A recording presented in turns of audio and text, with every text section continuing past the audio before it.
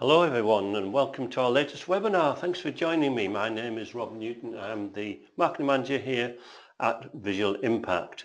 Today we are discussing the new Sony PXW Z450 from Sony and covering some hints and tips. And I'm delighted to be joined by Neil Thompson, basically camera guru and Sony certified trainer. How are you doing, Neil? Good morning, Rob. Thanks for inviting me, and hello everybody out there, and it's lovely to not see you this morning. Yes. So Neil, if anyone, I'm sure people have come across Neil in the past. If not, he's been working in the industry for some 25 years, it says here. I think he's must have started. Might be under-exaggerating. That's right. And started as an engineer at the BBC and TV Centre in Ealing Studios before moving to Sony in various product management and technical support roles. And since 2012, he's been freelance, working as a trainer and systems engineering and that sort of thing. So a vast knowledge and experience. So it's great that we have him here today to talk through this camera. And you may not know, but we also do open days and masterclass sessions here in Teddington. So if you want to see the presenters in the flesh, as it were, and get your hands on the kit, then you can do that in Teddington. And all of the details are on our website, which is visuals.co.uk. Morning, everybody, and as I say, thanks for being here today. I'm not terribly used to this lack of feedback from the audience here, so if you do fall asleep, if you could fall asleep on the Z key so that we get some feedback, that I ought to liven things up a bit. And we're on a quest today for the perfect camcorder. It's been a long road, and I wouldn't claim that we're anywhere near the end of it yet either, actually, but the camcorder we're talking about today is a very interesting one, a little bit different to the camcorders that we've seen of recent years, and maybe a little bit of a throwback to the olden days in some ways. If you look at the picture on your screen now, it looks remarkably like camcorders of yesteryear, really. A lens on the front, big grey lump in the middle, and a battery on the back, and away you go. And this is obviously a shoulder mount camcorder.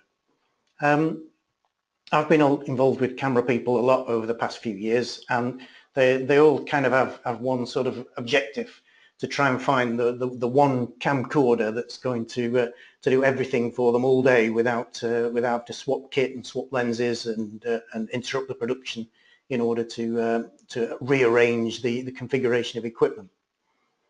It's quite a challenge, though. We kind of nearly had it in the olden days with the, I'm going to throw back to digital Betacam now, with the DVW790 and shoulder mount camcorders like that. They kind of did exactly that. But then along came various format changes like HD and 4K and the move to large format sensors and shallow depth of field and so on.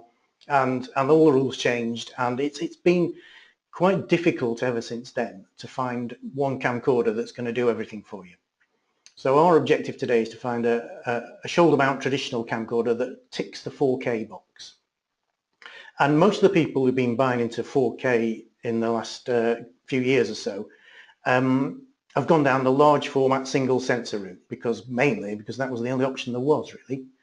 And I know a lot of people who've bought cameras like the Sony F5 and so on, and spent a lot of time and money reconfiguring that camcorder with lens adapters and various bracketry and bits of string and Velcro in order to make it into the camcorder that they need to do everything all day long. And that's always going to be a challenge, and mainly because of the lens formats, the image sensor format, and the range of coverage of the lenses associated with that format.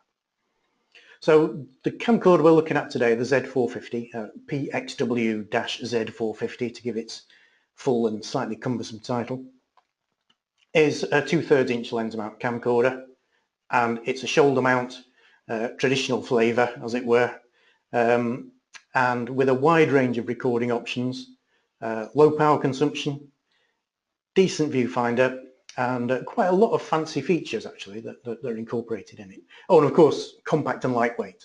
All Sony kit has to have somewhere on the brochure compact and lightweight, and of course this one ticks that box.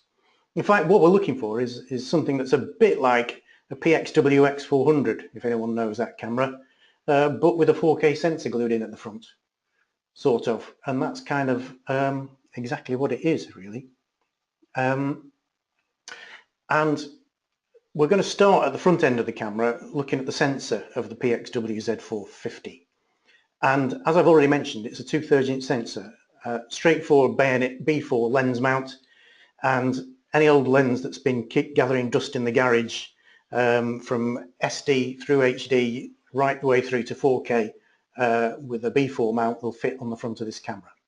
To varying levels of success, of course. I mean, you wouldn't really want to put some ancient 13 times zoom lens that you'd had for 15 years on the front of the camera from SD world, but technically it will fit, it will work. Yeah, we've got a quick question which is pertinent now from Jeremy. He's saying, with this 4K camera, do I need a 4K lens? A good question, important question. Yes, no, maybe. It's a bit like when we went from SD to HD, and everyone was encouraged to rush out and buy a lens. You remember the ones with the green stripe on them that were significantly more expensive, but did give you more MTF out of the camera. It's kind of the same rules apply. I've got a few slides on lens and the lens mount just a little bit later on, Jeremy, so if you wouldn't mind hanging on a bit, we'll address that question in a little bit more detail a bit further down the line. So the sensor, 2/3 inch, and there's a lot of balancing to do with choosing the sensor. If you're going to make a 4K sensor but still keep it to 2/3 inch format, you're going to have to squeeze the pixels in quite tight. And there's a straightforward trade-off between pixel size and sensitivity. The more you pack the pixels in, the more your sensitivity decreases. And at the same time, you have to be able to hold on to dynamic range, because just around the corner, HDR, high dynamic range, is about to overtake us all and make our lives just slightly more miserable. Oh, wonderful. Wonderful. That's the word I was looking for. Yes, yeah. So we have to keep an eye on dynamic range. We always want generally more sensitivity. We've got a choice of semiconductor types, CMOS versus CCD. And depth of field, of course, is important. The larger your format, the shallower your depth of field, of course. So with a 2/3 inch format, such as on the front of this camera, we're going to be in the same depth of field situation as we have been with several generations of HD camcorders and generations before them, really. So nothing new there, but we're not in the world of shallow depth of field. There are things you can do to move towards that objective, but not a great deal. The lens format and the sensor size is going to limit you there.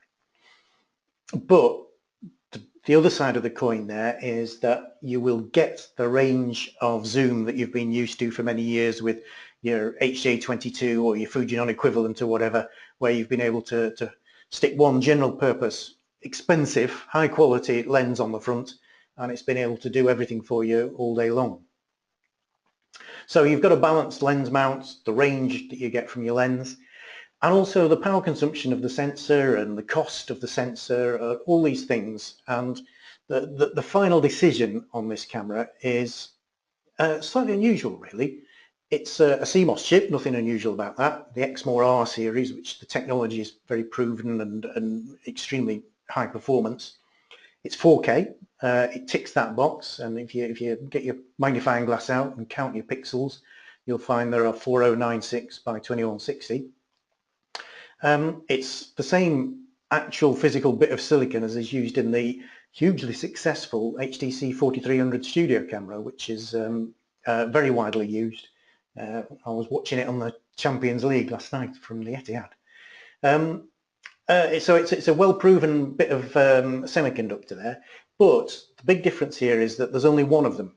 It's a single sensor chip. And when I say traditional camcorder and drone on about the good old days, that would traditionally mean a prism block right behind the lens mount that splits the light into its red, green and blue components. What we do in the Z450 is we just have one single 4K sensor and split the light using a Bayer pattern filter, which is no novelty. There's nothing different about that. If you look at an F5 or an Alexa or a C300 or whatever, they all do basically the same thing. They have one 4K sensor in the case of the C300 and the Sony cameras, and they split the light using a Bayer filter. So nothing different there. But it's a bit different to have a 2/3 inch camera with a single sensor. Generally, we're talking about large format cameras with a single sensor. So we've been waiting really until we had a semiconductor that was capable of delivering the sensitivity and dynamic range we need with a quite high packing density of the pixels in there. So it's a single chip, 2/3 inch CMOS. You could argue that it's possible to put 3 2/3 inch 4K chips in the front of a camera, and if you look at the top right of the diagram, you can see this diagram here of the prism block. That's the kind of thing you have in the HTC 4300 studio camera, but that kind of puts a lot of restrictions on the camera. The 4300 can't actually cope with the amount of data that's coming off these 3 4K sensors. So you've got 8 million pixels on one and 8 million pixels on the other and 8 million pixels on the other, all chucking their data out into the camera body. The studio camera just flings all that data down a fiber optic cable and sorts it out later, if you like, in a big box in your OB truck. We don't really have the luxury of that kind of technology on a shoulder mount camcorder. It'd be a bit limiting having a fiber cable back to a big box of tricks that needs mains power. Kind of slow you down a bit. So the compromise is to just have one 2/3 inch chip and use a Bayer pattern filter on it. Now you might say, well, that's not going to give you proper 4K resolution. Well, in theory, yes, you're probably correct, but it's the way that 4K cameras have been working for a long time. It's exactly the same way as the F5 and F55 and various other manufacturers' cameras have been doing 4K for a long time now. And if you're looking pixel counting, you've still got 8 million photo sites, but split across a Bayer pattern filter. So it's probably a really good compromise, really, between having being overwhelmed by the amount of data that you would get from a 3-chip 4K sensor block, and at the same time you can manage to put this configuration at reasonable power consumption and size into a proper shoulder mount camcorder. So the sensor, as I say, is a single chip, which means the power consumption is quite low, 24 watts for the whole camera body, which is pretty, again, I'm going back to an ancient point of reference here that some of you may not recognize, but the DVW 790 Digibeta camcorder was 32 watts. So it's significantly less there, and its weight is less as well, actually. Good colour matching to cameras like the HTC 4300, of which there are several hundred already in the UK. Oh no, probably about 200, I think, something of that order. If we look at sensor sizes, there's your typical your Super 35mm sort of camera here with its center crop mode, and your 2/3 inch sensor would fit inside there, and that's the relative image format size. Compare that to a full frame stills camera and it's a major difference. So just to get these things in context, there's your APS-C sort of mode there, and it shows you why the depth of field of this camera is back to your deep depth of field.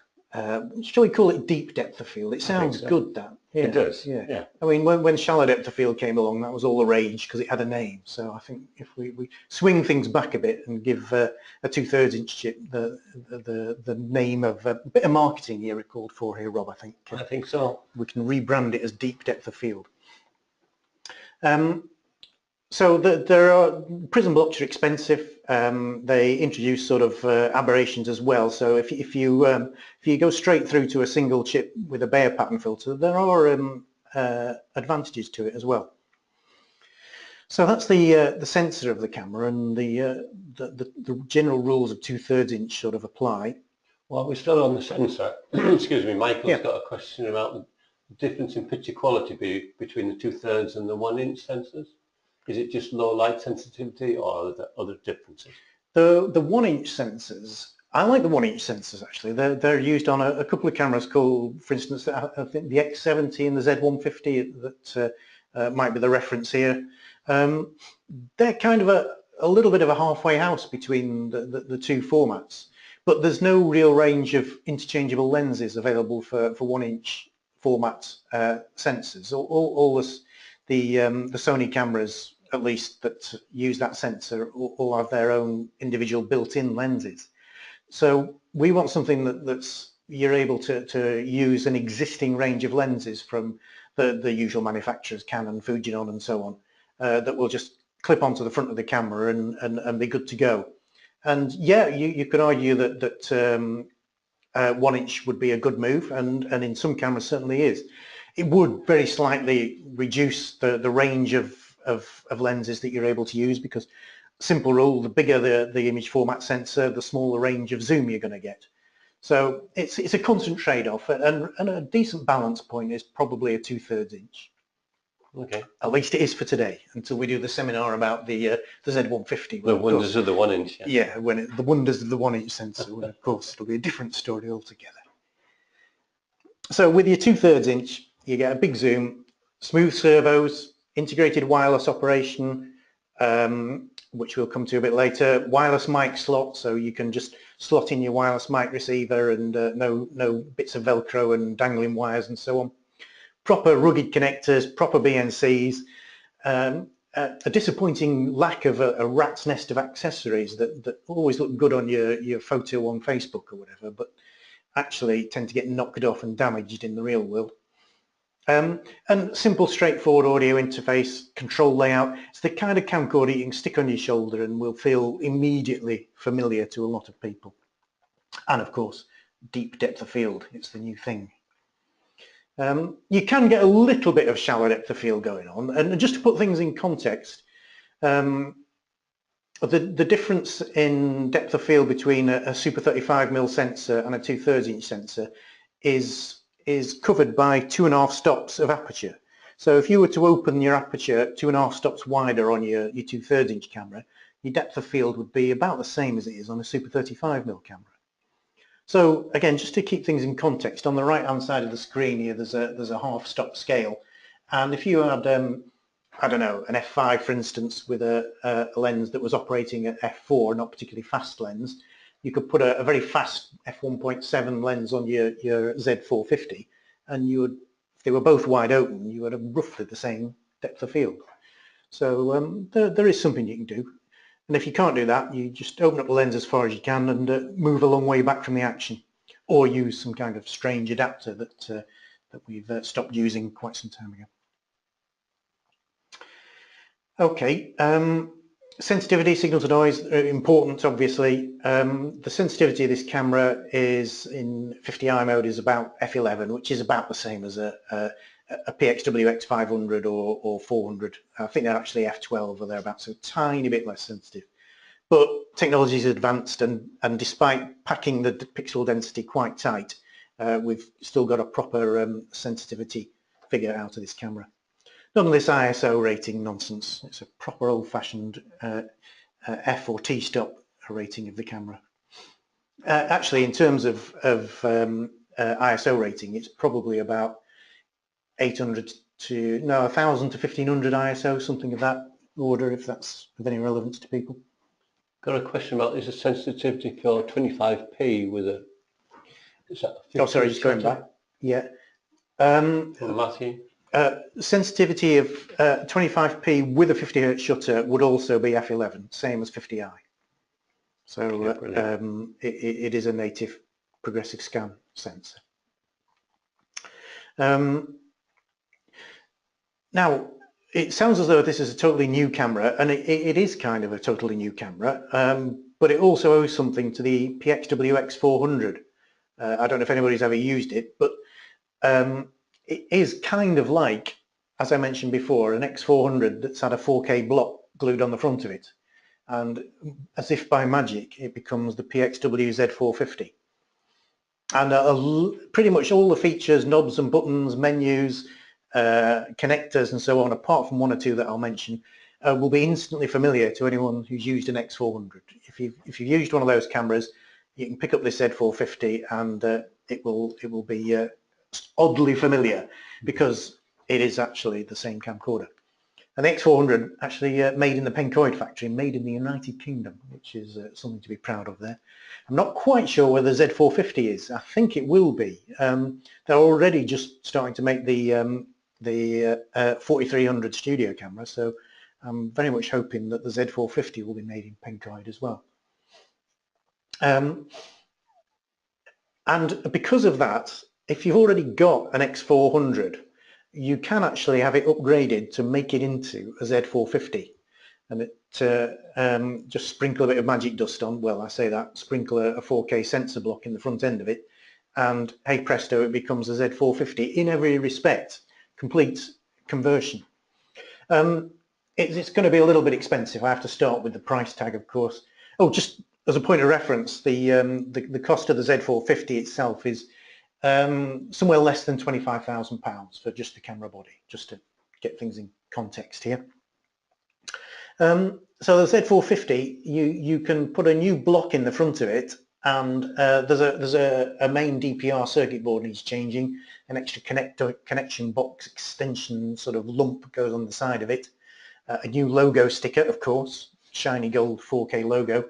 And for about £11,000 you can convert your existing X400 into a Z450. So if you've bought an X400 and found that suddenly you should have bought into the 4K world, then there's a way forward to you.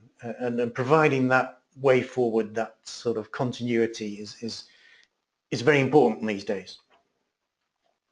So if you do decide to do that, your camcorder needs to go back probably to the Pencoid factory, actually, because they make them there, so they're pretty good at this sort of thing, and they'll fit your new block for you, and welcome to the world of 4K. So just going back to the lens again, as I mentioned before, really you should rush out and buy one of these new shiny 4K B4 mount lenses.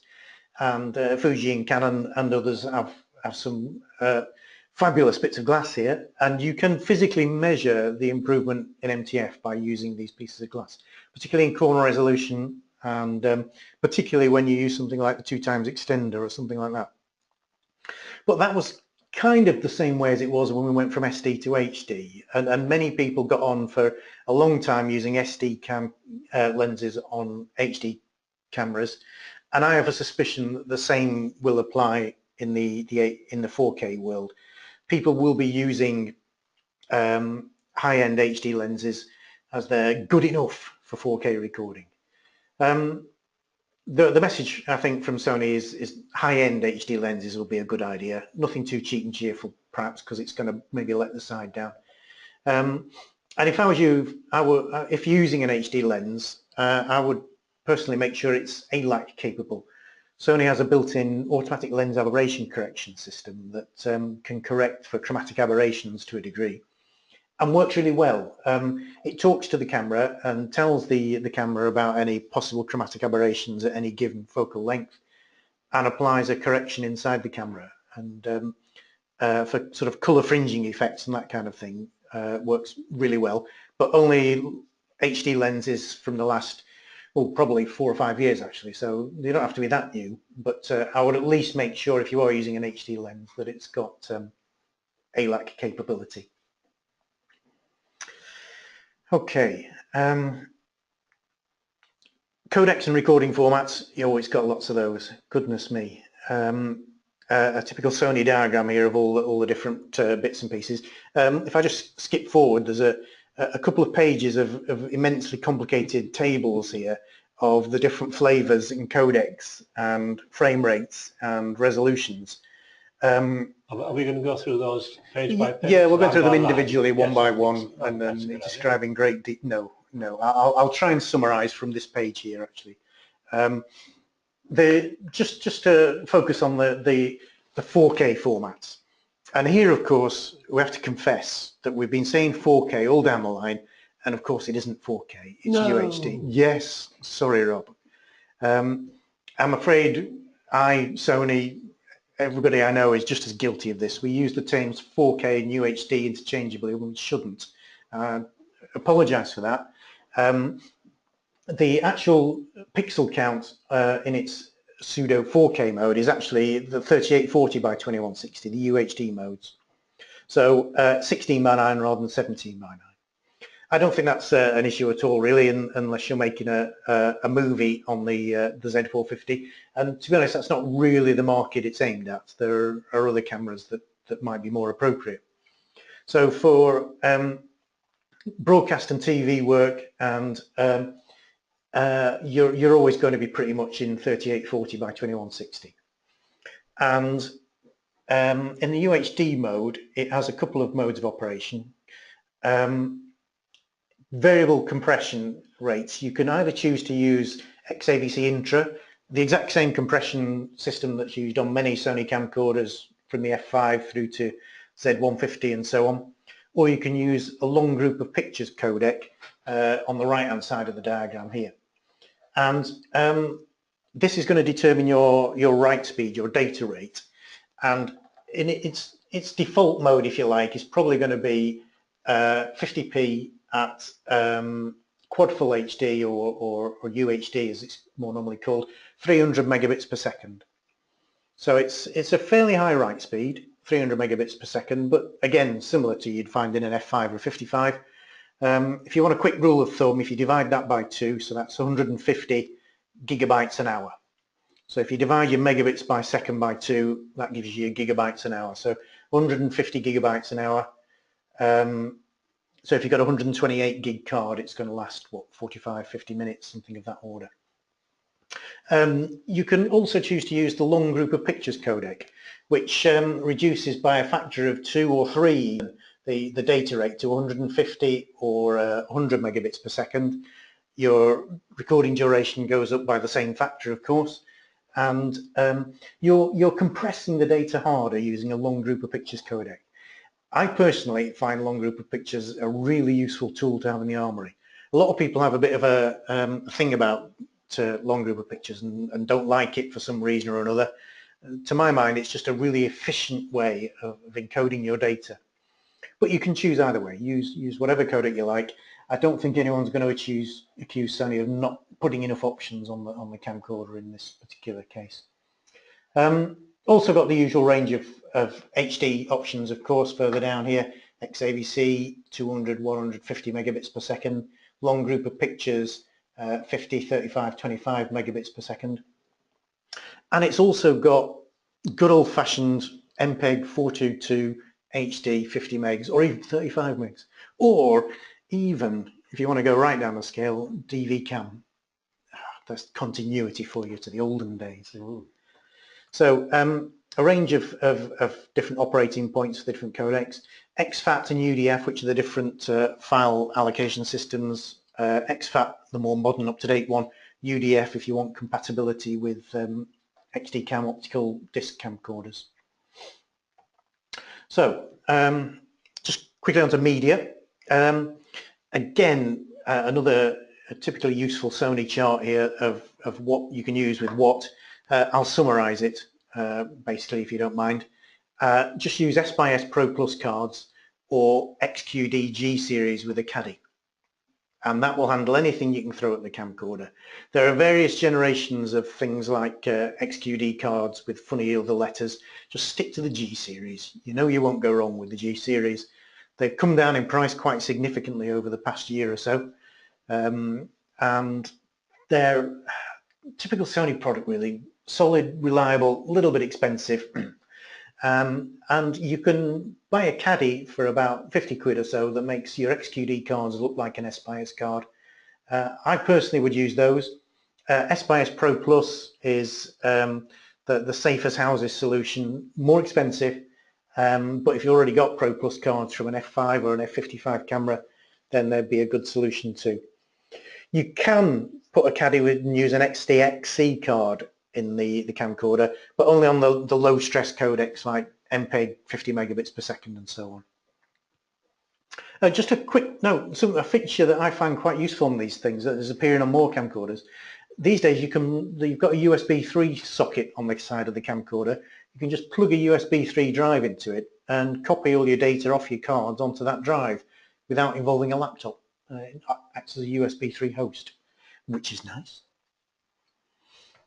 So there's the media. There's a full list of exactly what will work with which format. But if you don't want to think about whether it's going to handle the data rate, as I say, just use ProPlus or XQDG.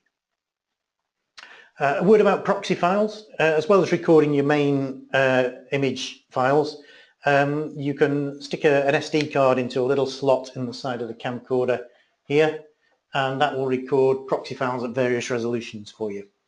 Really useful to be able to just put them on an SD card and give them to people at the end of the shoot, and you can get, you know, days worth of recording on a 20 quid card on there, which isn't the end of the world if someone doesn't bring it back to you, I suppose.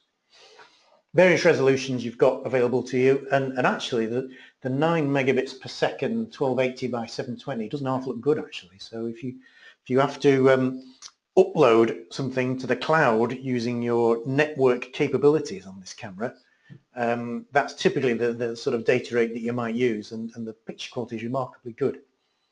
And it's a lot better than somebody sending something off an iPhone, and at least it's going to be in the correct aspect ratio, unless of course it's a really windy day and your tripod's blown over onto the side, in which case it'll be 9 by 16. Anyway, so proxy recording, network functions. When the X suddenly appeared in the title of all these camcorders, I think the world was supposed to realise that meant that they were network sort of enabled, as it were. I don't think it's particularly obvious, but a lot of network functionality now built into this camera, so that you can transfer proxies, live stream. You can even transfer your full resolution 4K images via a network link back to a cloud server, for instance, although that's going to take some kind of decent quality link, and even then it's going to take a while. But the general idea is that your camcorder can be grabbing hold of a link, whether it's a Wi-Fi connection, or if you plug a 4G phone dongle into there, a 4G connection. And while you're working away, it can be beavering away, just uploading quietly either the proxy resolution files or the full res images up to a cloud server, so that people far away can just log on, see what you're up to, and tell you you're doing it all wrong, which is surely a huge benefit for all of us. Perfect. What could possibly go wrong? Do you think networking features are going to be on all future Sony cameras and Yes, manufacturers as well? I think they've got to be, and if fully integrated into a fully thought out workflow, it can work really well. And once you've got it's a bit of a pain setting up the connections, and if you're not IT literate, it can be a little bit frightening to start with. But once you've got your recipe written down, it's pretty straightforward. And it's even simplified as far as having an on-air button on the side of the camera now. You can just press the on-air button, it lights up, and if you've got it all configured, you've got to pre-configure it all, of course. You just hit the button and you're away. And much as we are right now, except with even more moving pictures, hopefully. All the network facilities are sort of built into the camcorder for your live streaming and so on. Various modes of streaming, UDP, RTP, and via Sony's quality of service network station.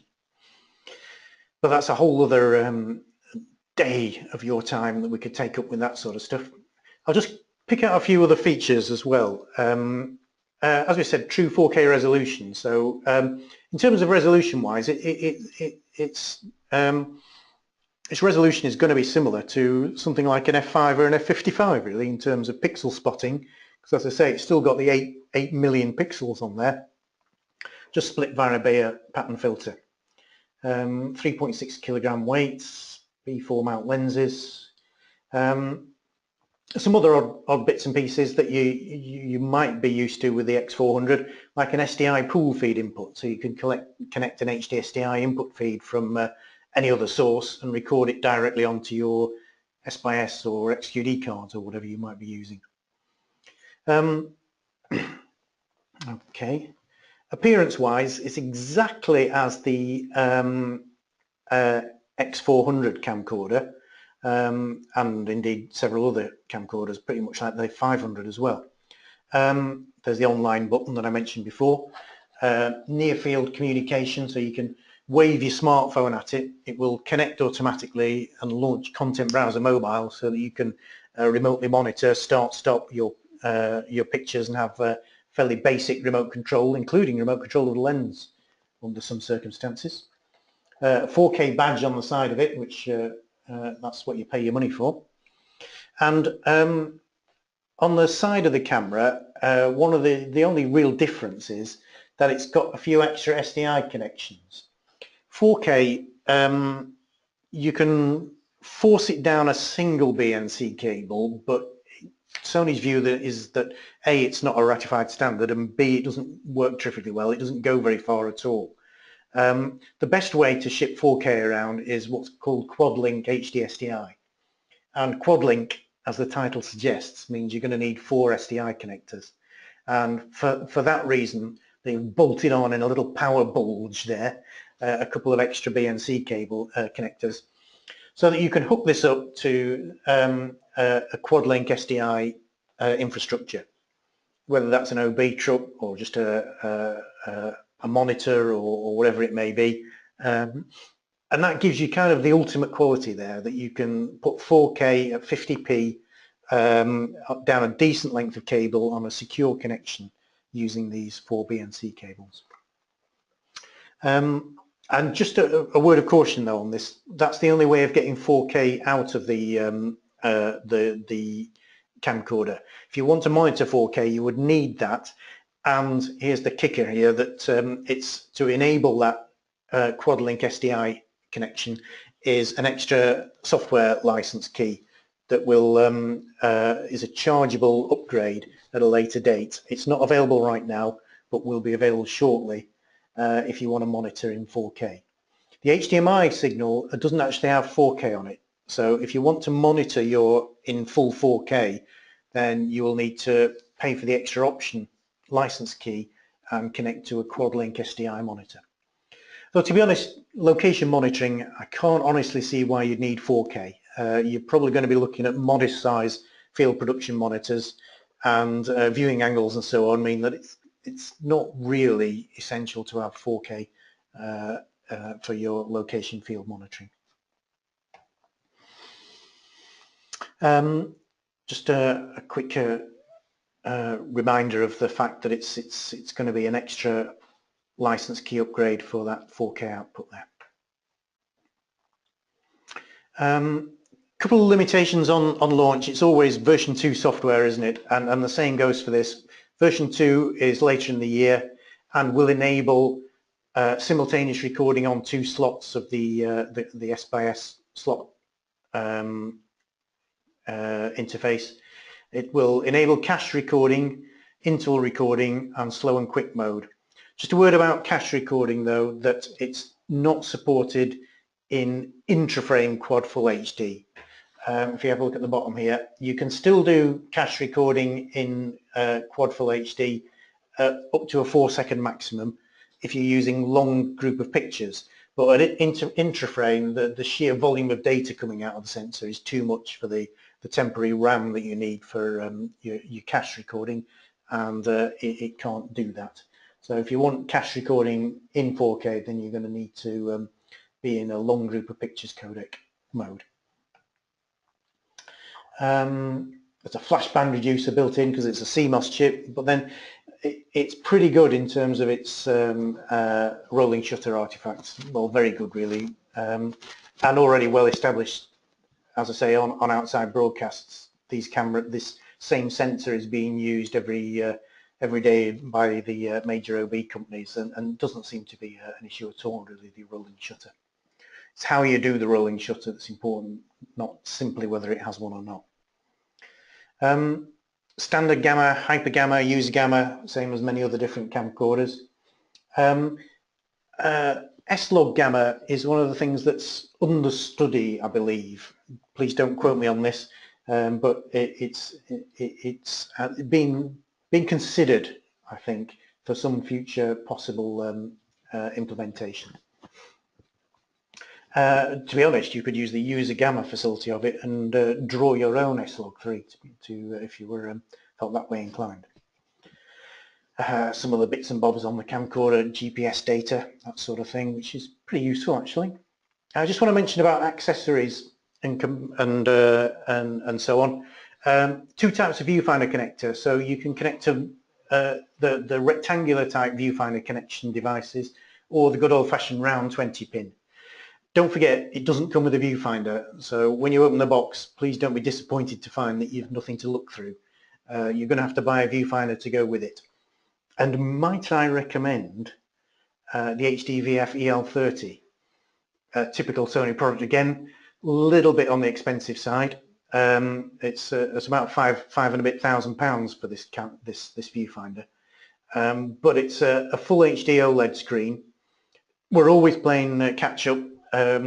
We've just about got as far as full HD, and of course the camcorder resolution's moved on to 4K, so it's a continuous game of catch up. Quarter HD on a little flip up LCD as well, so this panel here flips up to reveal an LCD for if you're hand holding at a low level and that kind of stuff, and it's a brilliant little viewfinder. It really is great, and it's the standard 20 pin connector, so fits on a whole range of camcorders and studio cameras. But if you are suffering from an over full wallet, then can I recommend you have a look at that viewfinder, because it's really nice. And if you're going to be staring down something for hours and hours and hours of your life, you might as well make it a good thing. A good addition to Santa's list at Christmas. Yes, and might I recommend Visual Impact as your first choice of buying the HDVF EL30? Couldn't possibly comment. Apparently they're very good. Moving swiftly along, there's a couple of other bits and pieces that you could consider using with this camera. There's a Triax adapter and a fiber adapter if you want to integrate into a full OB kind of system. But don't forget, that's just sending HD down the line. It doesn't really work in 4K. But nice neat solution with a clip-on fiber adapter and associated base station.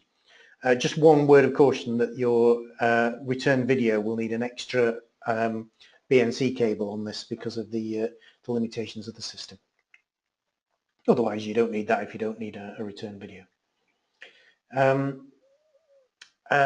Just a word about the slot-in microphone systems. The DWR receiver dual channel now has the power to change RF power or remotely on your transmitter. It's always had the power to change your transmission channel and been really cleverly integrated with the camcorder, but just some extra features that are now enabled on the dual channel slot-in wireless mic. And I think, well, there's a whole other list of another splendid Sony chart here. Can I draw your attention to the BKW401 here? I noticed this before. That has been an accessory that nobody has ever bought since 1992, as far as I know, but has always been on the chart. It's a rotation bracket for your viewfinder, but if anyone's ever bought one, do let me know. I'll be interested to know. So there we go. And finally, I did mention that S-Log3 was under study. There are a couple of other things under study as well. BT 2020 color space, and S-Log3 kind of gets you into the world of high dynamic range, but a nice thing to go with it is BT 2020 color space, and an alternative to S-Log3, hybrid log gamma, possibly under study as well, and maybe a bit further away, considering the possibility of maybe adding high frame rate to the system. But compared to a lot of other camcorders, it's pretty much good to go. It's all pretty much there really, and ready when you are, Bob. So okay, maybe we can just finish off with a few questions from the people who are listening. We've got one from Matthew. Can you monitor 4K on the HDMI? Oh yes, Matthews. Hopefully you picked up from the discussion previously that no, you can't. Sorry. If you want to monitor 4K, you would need to pay the extra for the Quad-Link SDI option. Okay. Will it shoot S-Log3? Well, that's been again covered, I think. Yep. All right, and then one from Michael. I know the UHD and HD color space are different, but is it not to be better or different when you're talking about a 60-inch screen? Hello, Michael. It depends obviously on the colour gamut of your 60-inch screen. All you're doing with the colour space is using a bigger box to put your colours in. Doesn't actually mean that your camera can see a wider colour space and justify the increased size of the box to put your colours in. But if you are going for UHD production, it will be nice to be able to deliver your finished product in the right shaped box for the standard. And I have a suspicion that 2020 color space will appear on the camcorder. It's not something that's terribly difficult, really. You're just changing the coordinates, if you like, of your red, green and blue points. You can't physically really change the color space that your camera can see once it's being built. That's limited by the Bayer pattern filter on the front end and the actual characteristics of the semiconductor itself and the lens and so on. So I have a suspicion that the 2020 color space will be added as an extra option. It's not vital, but it will be a nice to have in order to complete the UHD package, if you like. Okay, and the final one, do you think this is going to be the last shoulder mount camera from Sony? No, never, never. They'll go on forever, ever. No, I hope not. I think there's a lot of people out there, I'm sure. I mean, I'm not a cameraman, I don't do it professionally, but even I can tell that putting a camera on your shoulder and standing around with it is more comfortable than trying to hold a dead weight in front of your body.